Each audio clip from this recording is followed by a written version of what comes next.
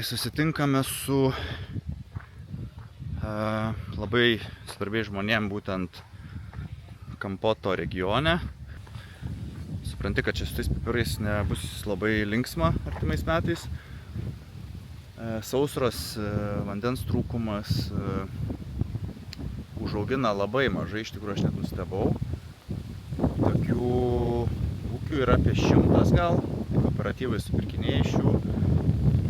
Kiekiai juokingi per visą Kambodžą, vidutiniškai 100 tonų per metus. Tai čia yra pasauliniais kiekiais 0, bet kai uždavė klausimą, kurie pipirai yra mano nuomonė įdomiausi, tai Kampoto pipiras irgi atsidūrė tarp top 3 dėl įvairių priežasčių. Tai tuoj nersiu į šito būtent ūkio vagas pipirų ir pasižiūrėsiu, kaip atrodo patys pipirai. Tai ant tokių pagalių irgi labai gražiai uždengta viskas, kad negautų saulės. Žemė tai atrodo, kad čia neįmanoma būtų įkasti. Nemažai daigų miršta, kaip čia bebūtų. Čia yra ekologiškas ūkis irgi, viskas kas čia auginama, įskaitant pipirą. Tai iki pipirų skynimo liko apie mėnesis. Tai va kaip jie atrodo čia. Tai jeigu palyginčiau su Keralos pipirais, tai ten matomai drėgmės yra daugiau. Čia iš tikrųjų didžiulė problema yra būtent vanduo. Ir pernai metai buvo ypatingai sausi, tai ten buvo absoliučiai prasčiausi derliai per visą istoriją.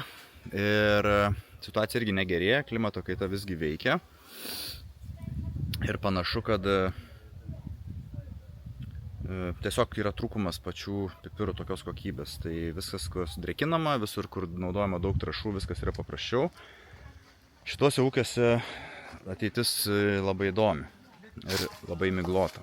Tai jeigu įdomu pasižiūrėti, pasiskini pipiriuką. Ir gali paragauti daug tokio žolės kvapo ir skonio. Ir tada vidurinės dalies pipiro ataka ir gražiai nueina gerklę.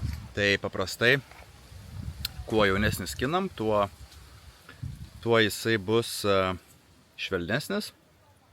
Brestant jisai būtent išvysto tą pipiriškumą ir kadangi yra pipirino kiekis didėjantis jam brestant, tai ir aštrumas tuo pačiu irgi didėja. Bet šiaip Kampoto pipiras turi įvairiausias formas, tai anksti nuskynus jisai sūdomas, druskoje ir vandenį. Tai vadinamės jį fermentuotų, pilnai prinokus išdžiovinus. Per porą dienų jisai pajuoduoja. Baltas pipiras, tai būtent viduj yra šerdis. Tai viduj yra tas baltas pipiras pasislėpęs. Tai pašalinus tą žievelę viršui, trina į krepšius, į sienelės arba palieka vandenį fermentuotis, tas žievelė pati nukrenta ir laikoma patekančių vandeniu. Taip gaunam baltą pipirą. O va būtent nuskynus paraudonavus, jisai pilnai prinokęs paraudonuoja. Čia tokių dabar dar nematau. Tuomet jis yra užplikomas, tai yra verdamas apie 5 minutės vandenį ir džiovinamas saulėj, užfiksuojama ta raudona spalva. Tai dažnai maišoma su rožiniu pipiru.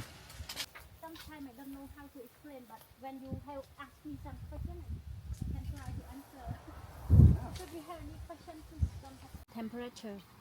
It grow well in like 25 degrees C up to 32. If higher than this, it will die like this. So Yeah. we need to put this area to protect, but it's not 100%. If the climate still change increasingly, it will automatically affect both water supply and the temperature is high. Toksai dalykas visiems, kad žinotumėt, jeigu ant pakuotės užrašyta Kampoto pipiras, tik tai Kampote auginami pipirai su geografinės nuorodos protekcija, yra toks ženkliukas IGP, gali būti žymimi kaip kampoto pipiras, kurie dalyvauja būtent šitoje sistemoje. Kas yra labai įdomu, tai kas liečia pesticidus, kietuosius metalus ir panašius dalykus, kampoto pipirų standartas yra gerokai aukštesnis negu minimalus Europos standartas neekologiškiam pipiram.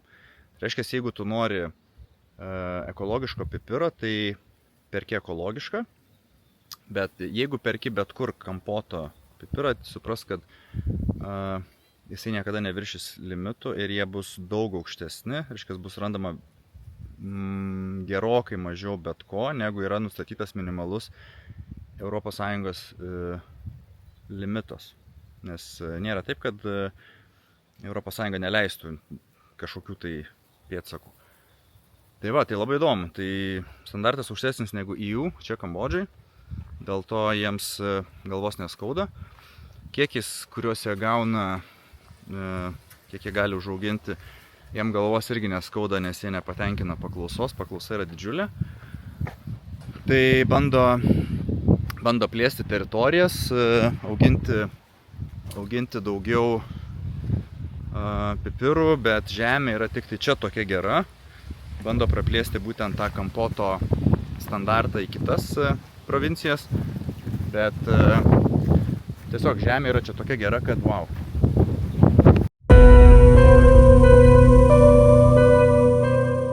Prieš tai keltam YouTube video galėt matyti tokį pilką pastatą. Šitas pastatas irgi pasimaišė po kojam ir žodžiu tas paukščių garsas visur. Tai kas čia yra? Tai dabar buvo paaiškinta. Tas paukščių čiulbėjimas yra tam, kad priviliotų paukščius. Jie suka lizdus iš molio. Žodžiu, seilių pagalba, panašiai kaip kregždės pas mus, gal čia ir kregždžių yra, nežinau. Suka tos lizdus surenka, tada juos verda, paukščių lizdus. Dar pakartosiu. Ir tada verda, deda ten dar šio bei to ir gamina arbatą. Kadangi molis turi daug mineralų visokių turbūt, tai Azijoje čia toks yra paplitęs reikalas, tai va tie didžiuliai pastatai yra dėl lizdų paukščiams. Nu, aišku, kokia žala paukščiams daroma, tai čia kiekvienam svarstyti, bet žodžiu kultūrinis dalykas. Garsas privilioti paukščiam, visgi net baidyti.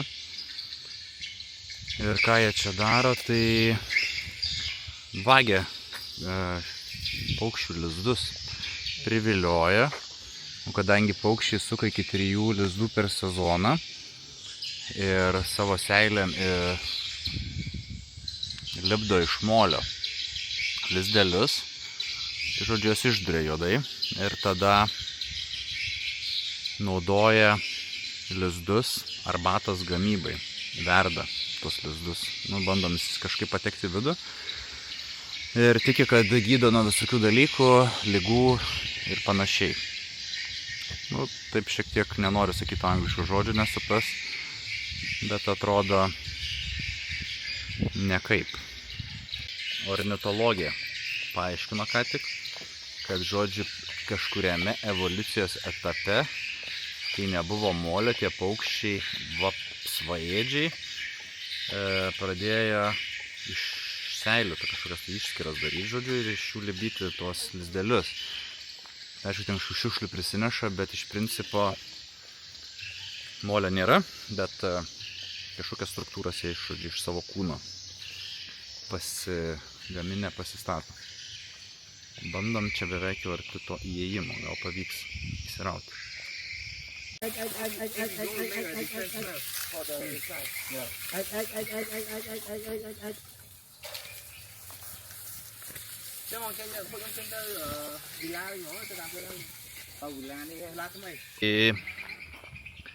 Su paukštukais nėra gerų naujienų, parodė kiaulės dar, kol laukiu tų paukščių, čia toks šiek tiek multikultūrinis ūkis.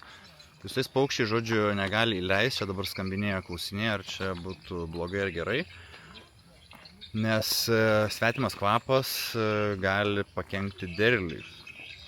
Tai va tą vieną lizdą parduoda už nemažą kainą, tai 1 kilogramas $1000. Tai 1000 eurų beveik. Tai va, paaiškina šiek tiek, kodėl čia tiek daug šitų pastatų. Kaip atrodo tas visas paukštukų dalykas. Tokia skardinukė. Čia yra 7 kažkas tai procento parašyta Salanganės nests. Tai va, būtent Salanganės nests yra būtent tie paukščių lizdukai. Tai va, kaip atrodo tas marmalas visas su 7,5 procento lizdukų. Tai kas norit pasigūglinkit. Tai va, toks žodžiu gerimukas. Skonis tai tikrai toksai apie nieką, gal biškai primena ananaso kažką tai struktūrą, bet va toks marmalas. Tai va, tie lizdukai tokie balti ir būna. O čia kažkokie seilių sunkai. Ir jie mielai viešbutį padeda svečiams.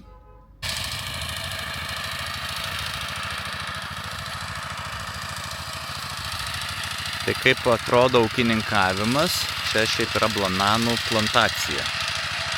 Suplanuota. Tai su tokiu traktoriuku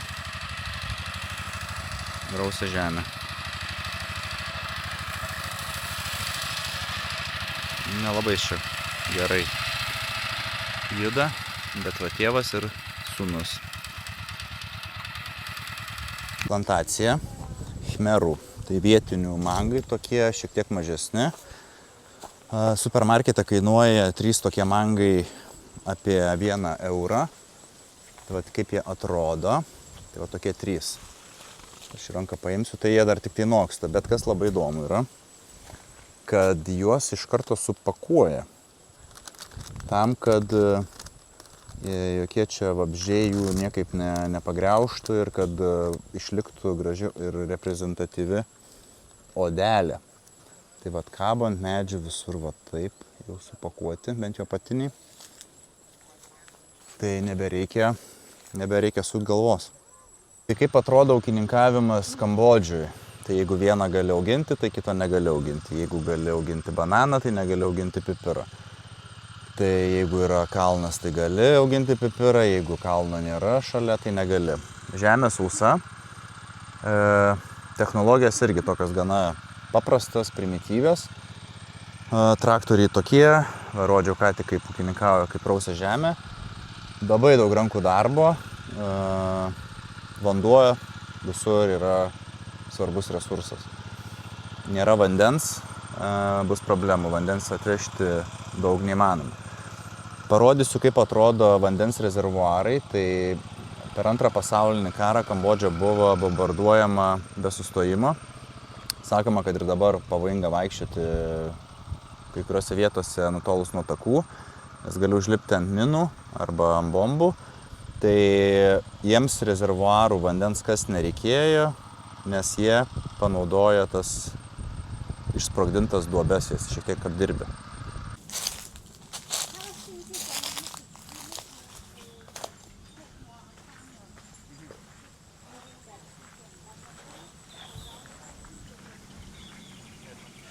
Na ir šiandienos tikslas buvo susitikti su IGP žmonėmis, geografinės nuorodos protekcijos atnešėjais į Kambodžą, būtent Kampoto regioną. Tai pavyko su kaupu. Nefilmuoju, nerodau, nes šiek tiek nemandagu. Yra daugiau tokių ir privačių klausimų, kuriuos aptarinėjom, perspektyvas ir panašiai. Tai parodo daugiau dalykų tiesiog aplinkui esančių. Čia galima tas 2 žingsnius surasti kažkokią kultūrą įdomią ir informaciją, nežinau kiek įdomu. Tai jeigu įdomu, parašykit komentaruose.